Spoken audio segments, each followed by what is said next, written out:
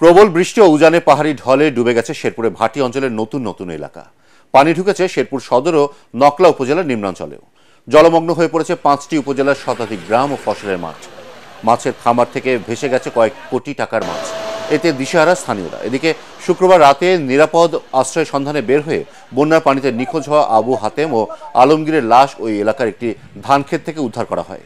এ নিয়ে নালিতাবাড়ী উপজেলায় বন্যার পানিতে ডুবে মৃতের সংখ্যা বেড়ে দাঁড়িয়েছে 5 জনে। ঝিনাইগাতীর সন্ধ্যাকুড়া এলাকায় বন্যার পানিতে ভেসে গেছে ক্ষুদ্র নৃগোষ্ঠীর অজ্ঞাত এক নারীর গলিত লাশ।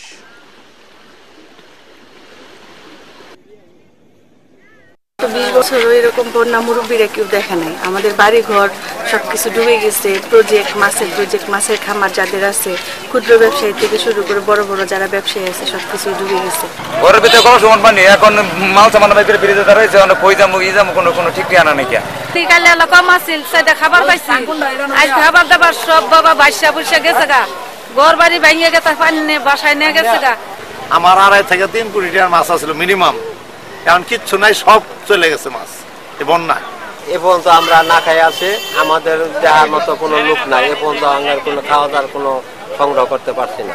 নাইলতাবাড়িতে যে অবস্থা এখন ভয়াবহ, সকাল থেকে এর পানি প্রবাহ বাড়তেই আছে, এখন পর্যন্ত সেটা অব্যাহত রয়েছে এবং আমরা পরবর্তীতে আমাদের রান্না করা খাবারগুলো বিতরণ করব এবং রাতেও আমরা চেষ্টা করব তাদের রাতের খাবারের ব্যবস্থা করার জন্য।